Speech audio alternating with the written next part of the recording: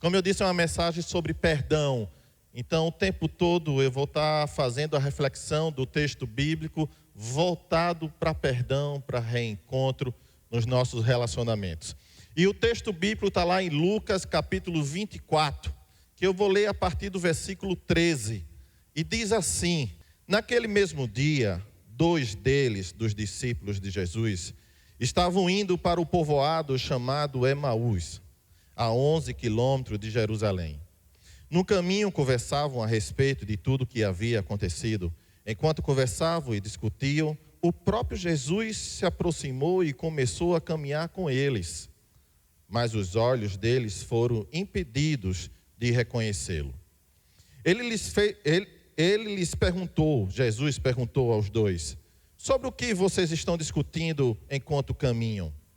Eles pararam, com os rostos entristecidos. Um deles, chamado Cleopas, perguntou-lhe: você é o único visitante em Jerusalém que não sabe das coisas que ali aconteceram nesses dias? Que coisas? Perguntou ele, Jesus. O que aconteceu com Jesus de Nazaré? Responderam eles. Ele era um profeta poderoso em palavras e em obras diante de Deus e de todo o povo. Vou parar um pouquinho por aí. O contexto dessa história é muito simples. Jesus havia morrido na sexta-feira, crucificado, e todo aquele cenário de perseguição, de julgamento, e depois da morte de Jesus na cruz, e no domingo Jesus ressuscitou. Acontece que Jesus pediu para os seus discípulos para ficarem em Jerusalém, para não saírem de Jerusalém. E os discípulos começaram a ser perseguidos, porque o corpo de Jesus já não encontrava mais ali naquele lugar. Essa notícia começou a se espalhar e tanto os romanos como também os fariseus ficaram preocupados e começaram a perseguir os discípulos de Jesus, a fim de tentar reter um pouco as boas novas, as mensagens que aquele Jesus de Nazaré tinha pregado. Então vamos também prender os discípulos para essa mensagem não continuar à frente. Então esses 2 discípulos, com medo e temendo aquelas últimas notícias de tragédia, de morte e de perseguição, resolveram então caminhar do lado contrário que Jesus mandou eles ficarem. Eles decidiram caminhar no caminho errado. Jesus mandou ficar ali em Jerusalém. Fica aí, eu vou descer sobre vós o meu espírito com poder na vida de vocês. Mas aqueles discípulos ali, com medo das últimas notícias, resolveram ir para Emaús. E não é mais ou menos isso que acontece em nossa vida?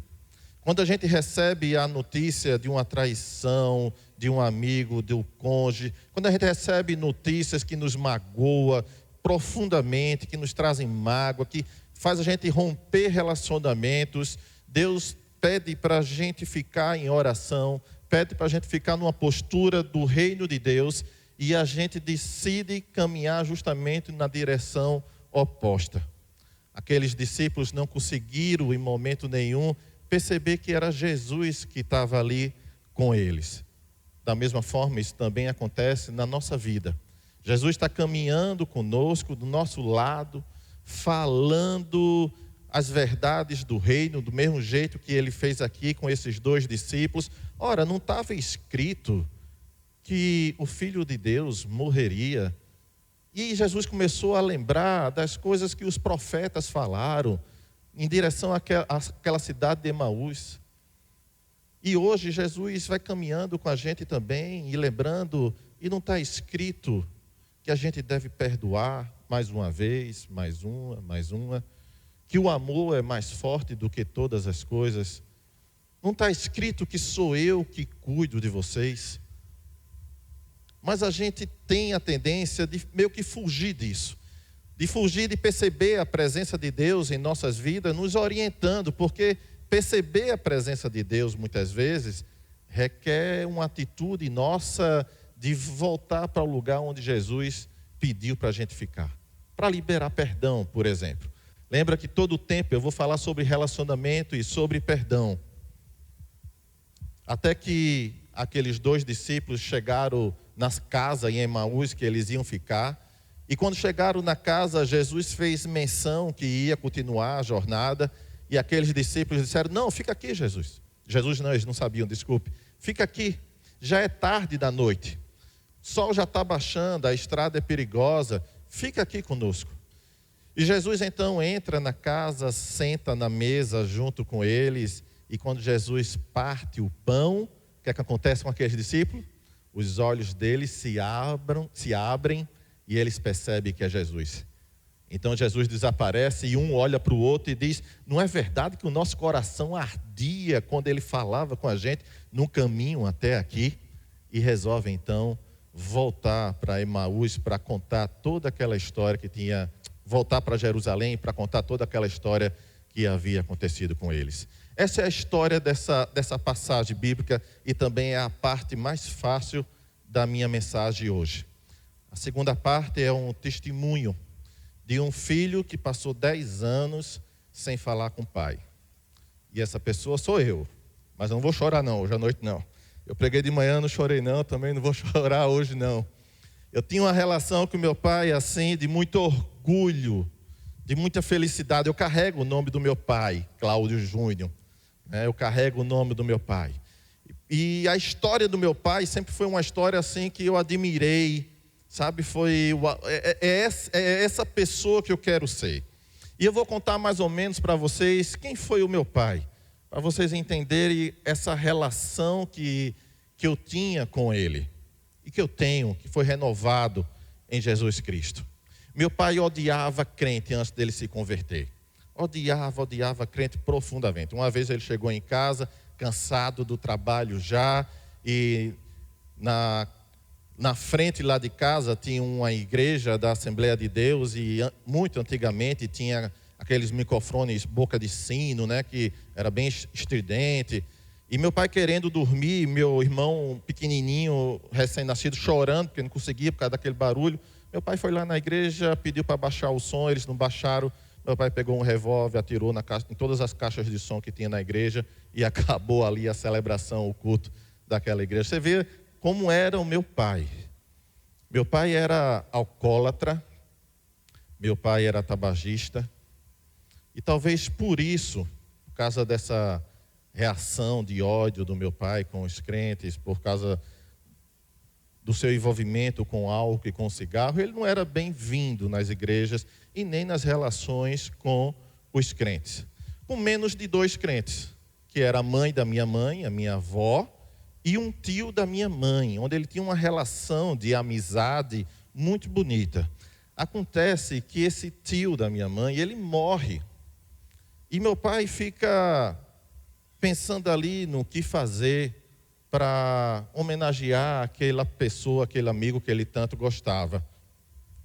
Então ele decide ir lá no velório, mesmo sabendo que não era muito bem-vindo no local, ele decide ir.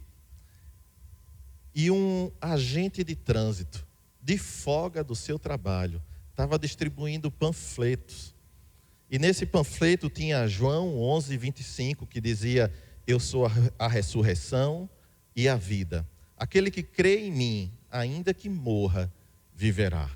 Meu pai pegou aquele panfletozinho, leu aquele texto, colocou no bolso da camisa e ficou com aquilo dali guardado com ele. E se passou 1 semana, 2 semanas, 3 semanas, e o Espírito Santo incomodando meu pai, e Deus caminhando ao lado dele, falando com ele. Até que um dia ele vai lá naquela camisa, puxa de novo, lê aquele texto, e incomodado com aquilo dali, na cabeça dele dizendo: olha, o tio da minha esposa era crente. Então se ele era crente, ele crê em Jesus, e mesmo que morra viverá, ele está vivo lá dentro do caixão. Pelo menos deve estar revirado, alguma coisa está. Então ele foi lá no cemitério à noite, pagou o coveiro, pediu para tirar o caixão novamente dali daquele lugar. Lógico que o tio da minha esposa estava morto. Mas ele vê aquela cena, aquilo dali incomoda muito ele. E ele sai dali e vai para onde? Para a segunda casa que não recriminava as suas atitudes. Para a casa da minha avó, da mãe da minha mãe. E chega lá e pergunta a ela, era Maria Anália o nome dela. E pergunta a ela: dona Maria Anália, me explique isso aqui. Aqui está dizendo que lá na Bíblia, nos livros dos crentes, que se eu crer em Jesus Cristo, mesmo que morra, eu vou viver eternamente, viverá. E eu fui lá no cemitério, desenterrei o teu irmão, e o teu irmão está lá morto, não está vivo não. Então, ou ele não era crente, ou o que está escrito na Bíblia é mentira. Então, minha avó disse, meu filho, não é isso não, pelo amor de Deus, deixa eu lhe explicar. Aí começou a explicar o plano da salvação, que nós somos peregrinos aqui nessa terra, que vamos viver 80, aqueles que chegar a 100 anos com muita felicidade, mas depois disso, a gente vai viver eternamente nos céus. E aquele que crê em Jesus Cristo, sempre viverá ao lado dele no céu. E meu pai entendeu aquela mensagem. Meu pai era alcoólatra há muitos anos e fumava muito. Sabe carteirinha de cigarro que a gente não, mas que as pessoas compram para fumar? Meu pai não comprava carteira de cigarro. Meu pai comprava o maço todo, aquele negócio fechado. E meu pai chegou em casa naquele dia, Marçal, pegou todas as garrafas de álcool, de bebida que tinha em casa, derramou tudo no ralo, tudo. Minha mãe ficou sem entender, perguntando a ele o que estava acontecendo. Ele pegou as carteiras de cigarro, jogou fora todas também. Verdadeiro milagre aconteceu na vida de meu pai. E eu admirava muito essa história de como Deus resgatou meu pai. Meu pai botou uma carteira de cigarro no bolso e minha mãe perguntou, e por que só essa carteira de cigarro está no teu bolso? Disse para mim lembrar que ela não me domina mais, que eu domino agora o cigarro, que não é o cigarro que me domina. Então meu pai teve essa vida, esse encontro com Deus muito bonito. Depois ele foi para o seminário. Passou 4 anos estudando para ser pastor no seminário. E aí quando chegou no dia da sua consagração na igreja, o pastor da igreja ficou sabendo que ele tinha feito vasectomia para não ter mais filhos. Ele já tinha tido 3 filhos, não queria ter mais. Então o pastor da igreja diz, olha, felizmente você não pode ser ordenado pastor, porque você fez vasectomia. E a história é que meu pai não saiu dali, batendo na mesa, murmurando. Diz que seja feita a vontade de Deus, Deus está comigo. Então ele procurou uma outra denominação, uma outra igreja, foi, e o pastor disse, não, que conversa, você não pode ser pastor porque fez vasectomia, isso não existe. Agora tem o seguinte, aquele seminário que tu fez, a gente não reconhece, tu precisa voltar e fazer mais 4 anos em um outro seminário. E meu pai vai, louvando a Deus para outro seminário, sabe, fazer mais 4 anos, e entendendo que tudo isso está construindo a história dele, está construindo o servo que Deus queria que ele fosse. Então, nesses 4 anos estudando em seminário, ele começou com uma sede muito grande de pregar, ele alugava um caminhãozinho aberto e ia pregar na Feira Livre. E falava para a Feira Livre, ali para todo mundo, que Jesus Cristo era aquele que saciava a nossa fome, a fome da alma, que aqueles alimentos que estavam ali na feira saciavam a fome do corpo, mas Jesus saciava a fome da alma. E quando terminava aquela pregação, eles pediam para os feirantes pegar todo o resto que estava ali, colocar em cima do caminhão, pegava o caminhão, ia para uma comunidade carente, fazia a mesma pregação novamente, dizendo para aquela comunidade, eu vou distribuir comida com vocês, mas essa comida só mata a fome do corpo. Quem mata a fome da alma é Deus. Quem mata a fome da alma é Deus. Meu pai foi pastor de 2 igrejas ao mesmo tempo. Meu pai foi secretário da Convenção Batista Paraibana de Missões. Para quem não sabe o que é Convenção Batista, é uma organização onde ela envia missionários e cuida para que o campo tenha mais pastores e mais missionários.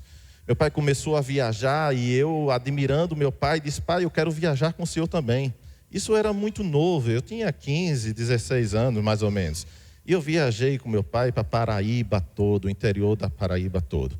E meu pai viu no interior da Paraíba condições daqueles pastores das igrejinhas lá no sertão mesmo, que ganhavam um salário mínimo, que era muito difícil a vida. E quando terminou essa viagem, meu pai fez uma ligação para os Estados Unidos e viajou para os Estados Unidos junto com um pastor chamado Pastor Rei, que tinha um convênio lá nos Estados Unidos, no Texas. E ele viajou, passou 30 dias lá e quando voltou, ele voltou com um convênio para todos os pastores da Convenção Batista de ganhar mais um salário mínimo desse plano dos Estados Unidos com o Brasil. E ganhou também a condição de abrir mais 3 igrejas. Ao total, meu pai abriu 27 igrejas no campo da Paraíba. E eu fui acompanhando essa história do meu pai o tempo todo. Era uma história de muito orgulho, de olhar para a vida dele e dizer, eu quero seguir isso aí. De receber uma ligação à noite em casa, já à noite, bem noite mesmo, o casal dizendo, pastor, vem aqui em casa agora, porque a gente vai se separar se o senhor não vir. E meu pai pegava o carro e ia conversar com aquele casal, e eu lembro que no outro dia, minha mãe perguntava na mesa, a gente sempre conversava muito na mesa, e aí, meu filho, como foi lá a conversa com aquele casal? E meu pai dizia, foi maravilhoso. O Espírito de Deus estava ali na vida daquele casal, a gente orou junto, eles vão fazer aconselhamento. E depois, lá na frente, a gente ouvia a declaração desse casal, o testemunho desse casal na igreja, dizendo como Deus tinha renovado a vida deles. Então eu vi meu pai renovando a vida de casais, relacionamento de pais e filhos, o tempo todo. Lembro de uma ligação que ele recebeu, a mulher dizendo, meu marido está aqui com a arma na mão, está dizendo que vai se matar, por favor, vem aqui em casa. E meu pai pegou o carro, foi lá na casa desse casal. E quando ele chegou, eu estava acordado ainda, e eu perguntei para ele, e aí pai, o que foi que aconteceu? Ele disse, não, ele largou a arma e aceitou Jesus Cristo. E eu olhava aqui dali e dizia, é esse homem que eu quero ser. Eu lembro de uma história, quando eu passo aqui no Cocó, às vezes eu vejo as pessoas pescando ali. E eu lembro de uma história, gente muito humilde. Meu pai tinha saído de casa para pescar, minha mãe que conta essa história. E tipo assim, no rio Cocó. E aí ele colocou o peixe que pescou na moto, né, no caixote atrás da moto, e foi para casa. E acontece que a moto foi balançando muito. E aí quando chegou em casa, contente da vida, para mostrar a minha mãe, né, o peixe que tinha pego para o almoço de casa, quando ele olhou, cadê o peixe? O peixe saltou da moto, do caixotezinho, e não tinha. E minha mãe disse, e agora, o que é que a gente vai fazer? Vamos orar. E pasme, depois de 1 hora, chegou um casal lá em casa e disse, pastor, eu recebi de Deus a mensagem que era para trazer uma feira aqui para o senhor. Eu tenho certeza que o senhor não precisa, que o senhor já tem de tudo. Mas Deus me incomodou tanto, que eu trouxe. E eu vi essas histórias acontecendo de provisão, essas histórias de Deus, de meu pai ouvindo a voz de Deus e dizendo sim, eu vou obedecer, eu vou obedecer a tua voz, eu vou seguir esse caminho, e o tempo todo isso me enchendo de orgulho. Até que um dia meu pai tem um infarto do coração, numa estrada de Recife para João Pessoa, e ele ainda vai dirigindo para o hospital, e eu vou resumir essa história que é longa.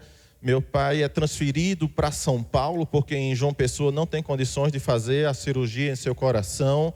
As igrejas da Convenção Batista, todas elas oram, se reúnem, contribuem financeiramente para que meu pai possa ir fazer essa cirurgia em São Paulo. E chegando em São Paulo, os médicos chamam o pastor Estevão Fernandes, pastor da primeira igreja batista de João Pessoa, e diz, prepare a esposa, porque ele não sai dessa cirurgia vivo. É impossível ele sair dessa cirurgia vivo.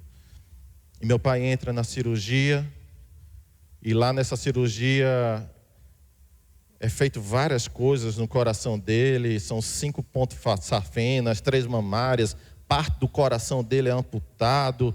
E quando o médico estava terminando já a cirurgia de peito aberto, e usava uma máquina para fazer o coração voltar a bater novamente, e essa máquina era ligada durante meia hora para fazer o coração bater, o coração não voltou a bater. E aí o médico, o chefe daquela cirurgia, disse, fecha o corpo e avisa a família que infelizmente não deu certo. Uma enfermeira que estava lá, a enfermeira-chefe, disse, eu posso ficar aqui ainda com ele um pouquinho? Meu pai tinha evangelizado essa enfermeira na noite anterior. E o médico disse, pode, fica aí um tempinho, depois você fecha junto com a equipe e eu vou me preparar para outra cirurgia. Depois de 15 minutos, a enfermeira massageando o coração do meu pai com a mão, o coração volta a bater. Ela grita no centro cirúrgico, coração voltou.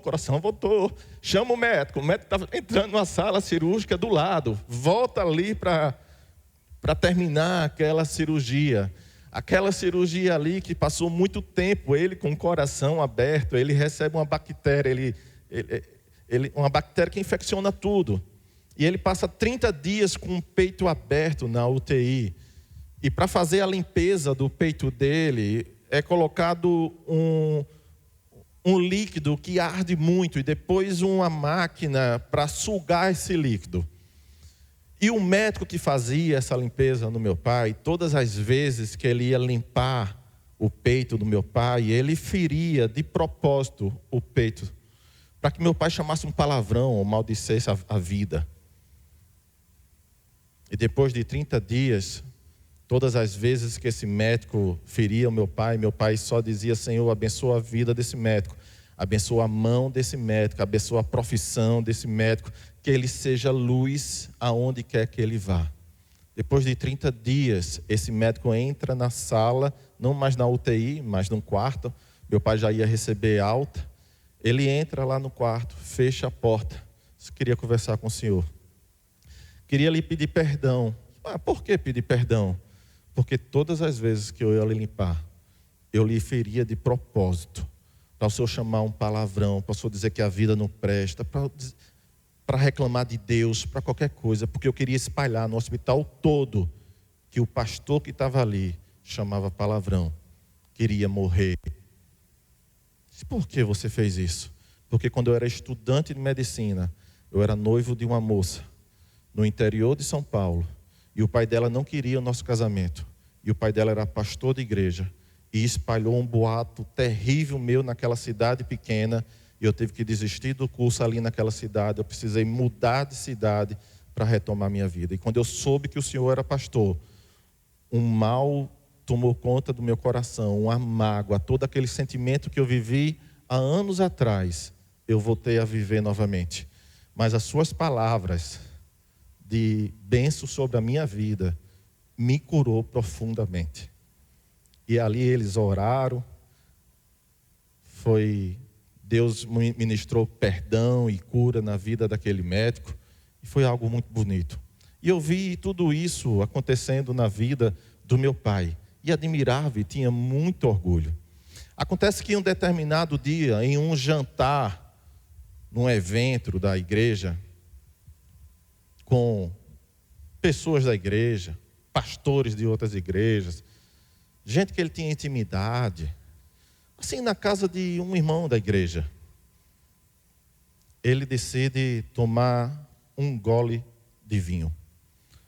Aquele homem que tinha a preocupação de, na ceia da igreja, misturar o suco de uva com água, porque ele sabia que aquelas pessoas que estavam se tratando do alcoolismo, o cheiro do suco de uva forte podia ser o gatilho para voltar a beber. Meu pai tinha essa preocupação da ceia, o suco de uva ser o mais fraco, misturado com álcool, para não dar esse gatilho nem nele, nem em ninguém. Decide naquela noite beber uma taça de vinho. Foi o bastante para aquele velho homem que estava adormecido voltar à tona. Uma vez alcoólatra, a gente sempre é alcoólatra. E meu pai começa cada vez mais beber, e essa notícia caiu no seio da nossa família como uma notícia de morte, como uma notícia de mágoa, como uma notícia de peso sobre a vida da gente. E eu quero dizer um negócio para vocês: durante muito tempo, eu tive vergonha dessa história. Durante muito tempo, eu fiquei calado e não queria falar sobre essa relação com meu pai, nem da vida do meu pai, porque eu tinha medo de estar denegrindo a imagem dele. Durante muito tempo, eu olhava para o meu pai, tinha altas brigas com ele, dizia: o senhor faz tudo isso aí porque o senhor quer. É só não beber. É só não botar esse copo na boca. Eu vi o senhor saindo de casa de madrugada para falar com um casal que estava prestes a se separar, e o casal está junto até hoje. Eu vi o senhor ir tratar de relações familiares que hoje são bênção. Eu vi o Senhor tirando a arma da mão de uma pessoa que estava para se matar. Eu vi o Senhor dobrando o joelho, clamando a Deus, e Deus ouvindo a sua oração. Você não para de beber porque você não quer. Essa era a minha reação diante do meu pai. E durante 10 anos a gente ficou sem se falar. Eu casei, saí de casa, e quando eu ia para casa, eu ligava para minha mãe e dizia: mãe, pai não está aí em casa? Está, meu filho, está aqui. Disse: olha, eu estou no posto de gasolina aqui perto. Quando ele sair, me ligue que eu vou aí lhe dar um abraço. 10 anos, Marçal. Com essa relação rompida com meu pai, cheia de mágoas, cheia de raiva, cheia de rancor. Deus dizendo para mim o tempo todo: filho, eu quero que você ore pela vida do seu pai. E eu fugia desse lugar profundamente. E comecei a fugir também da presença de Deus, porque estar caminhando com Deus exigia de mim perdoar o meu pai. E aquela mágoa no meu coração me levava para um caminho contrário ao caminho que Deus estava. Até que um dia, Deus partiu o pão e abriu os meus olhos. Eu estava em casa, era 11 horas da noite, incomodado na cama, mexia para um lado, mexia para o outro, não conseguia dormir. Aí minha esposa olha para mim e diz: por que tu está tão inquieto? Diz: porque Deus está gritando no meu ouvido para me sair de casa agora e ir no hospital visitar meu pai.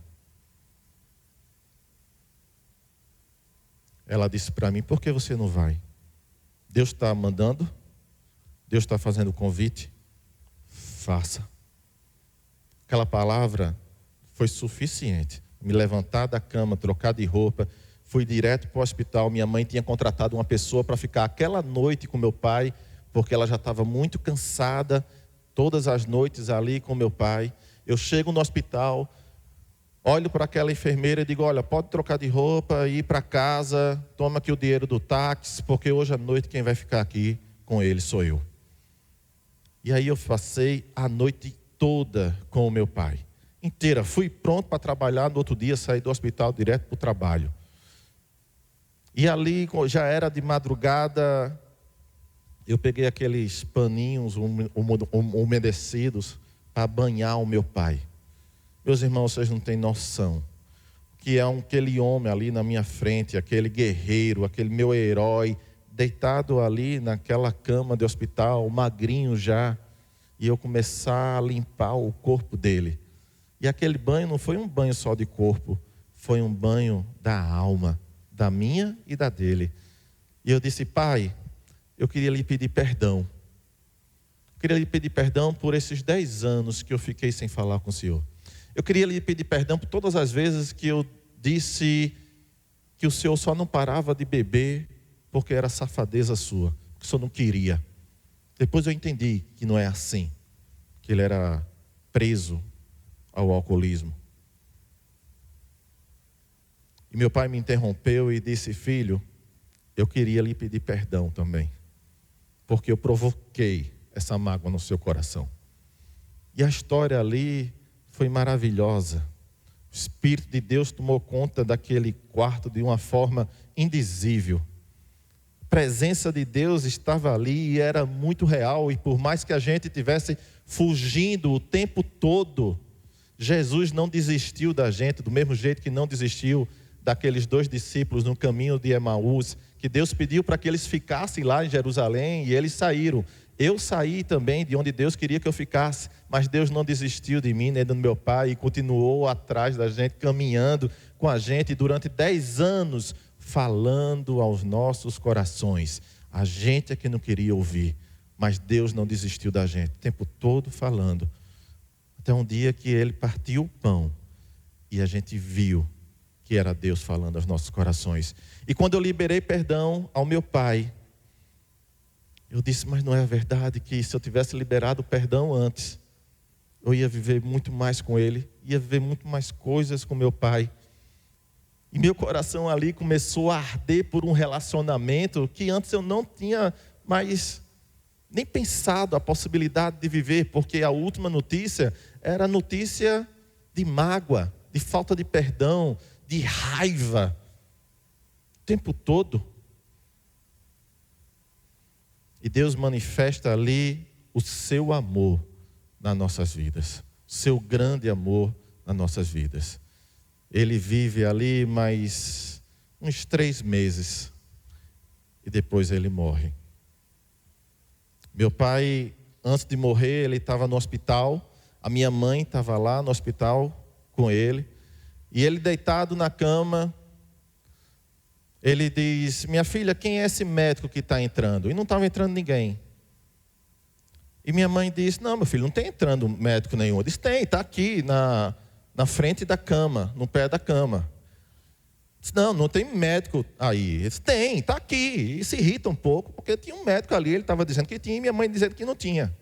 Minha mãe estava deitada no sofazinho lá de acompanhar, né, o paciente no hospital, faz menção de se levantar e ir para o local onde ele estava dizendo que o médico estava lá. Eu quero ver se ele vai dizer que eu empurrei o médico, né? E aí, quando ela faz menção de se levantar, ele diz: o médico saiu do quarto. E logo em seguida ele diz: quem são esses que vão entrar agora? Tem muita gente aí fora, não vai dar. Se levante daí, venha organizar, porque não vai dar. Como assim? Não tem ninguém. Tem, eu estou ouvindo as vozes e estão cantando música da igreja. Minha mãe ficou com os olhos como que impedidos de perceber o que estava acontecendo ali. Depois de alguns minutos, os equipamentos começam a abinar, a enfermeira entra, retira ele do quarto, e depois minha mãe fica sabendo que não deu tempo nem de chegar na porta do elevador, ele havia falecido. Depois de um tempo, eu conversando com minha mãe, ela dizia: sabe o que foi que aconteceu naquela noite? Foi Jesus que veio pegar o teu pai. Foi os anjos que vieram cantar para pegar o teu pai. E tudo aquilo que ele viveu no tempo que voltou a beber, no tempo que se afastou de Deus, Deus nunca desistiu dele. E continuou escrevendo a história dele com muita graça, com muito amor, ao ponto de vir pegar ele pela mão, junto com os anjos, para entrar no reino dos céus e lá morar eternamente. Diga, meus irmãos, se essa não é uma história de louvor, essa não é uma história de tragédia. A última notícia não é a notícia de um homem que ficou preso no pecado, mas é a notícia de um homem que foi resgatado pelo seu Senhor. A última notícia não é a notícia de um filho que viu o pai morrer sem falar com ele, mas é a notícia de um filho que teve um reencontro com o seu pai.